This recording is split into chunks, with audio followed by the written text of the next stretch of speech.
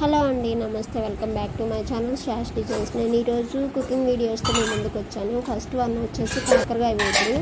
మనం ముందుగా కాకరకాయలను శుభ్రంగా వాష్ చేసుకొని పీసులని మజ్జిగలో కొంచెం పసుపు వేసి ఉడకబెట్టుకోవాలి ఒక 10 minutes అలాగా. ఇలా చేస్తే ఏంటంటే కాకరకాయలో ఉన్న చేదు కొంచెం వెనిగిపోతుంది. అదిగాక ఆయిల్ తక్కువ పట్టి తక్కువ టైంలోనే వేగిపోతాయి. కాకరకాయలోకి మెయిన్ కారం ఇంపార్టెంట్ కాబట్టి ఎండు కొబ్బరి, శనగపప్పు, జీలకర్ర, వెల్లుల్లిపాయలు, అలాగే కారం, ఉప్పు మొత్తం మిక్స్ చేసేసుకొని పక్కన పెట్టుకోవాలి. తర్వాత ఒక ప్యాన్లో ఆయిల్ ఎంత సరిపోతుందో అంత తీసుకొని పోపు దినుసులు వేసుకొని ఆయిల్ హీట్ ఎక్కాక కొంచెం కరివేపాకు వేసుకొని కాకరకాయ ముక్కలు వేసుకొని ఫ్రై చేసుకోవాలి.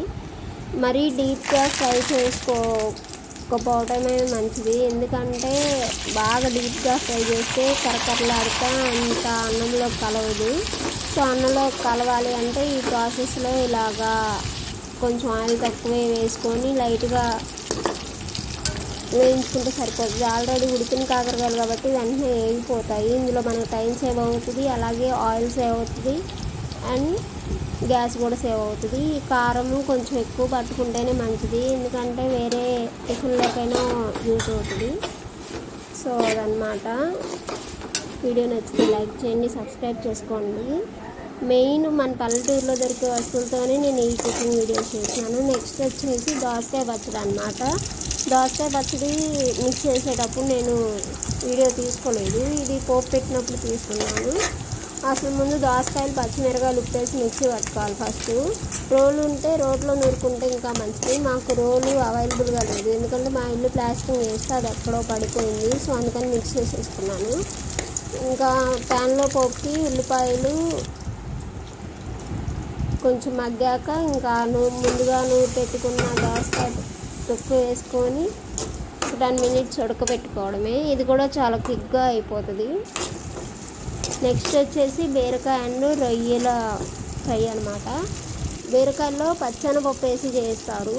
ఎప్పుడన్నా మనకి కొంచెం డిఫరెంట్గా కావాలంటే ఇట్లా ఎండు రొయ్యలు వేసుకొని చేసుకోవచ్చు, చాలా బాగుంటుంది. ఫస్ట్ ఎండు రొయ్యల్ని వేయించుకొని పక్కన పెట్టుకోవాలి. తర్వాత అదే ప్యాన్లో ఆయిల్ వేసుకొని పోపు దినుసులు వేసుకొని బీరకాయలు ఫ్రై చేసుకోవాలి.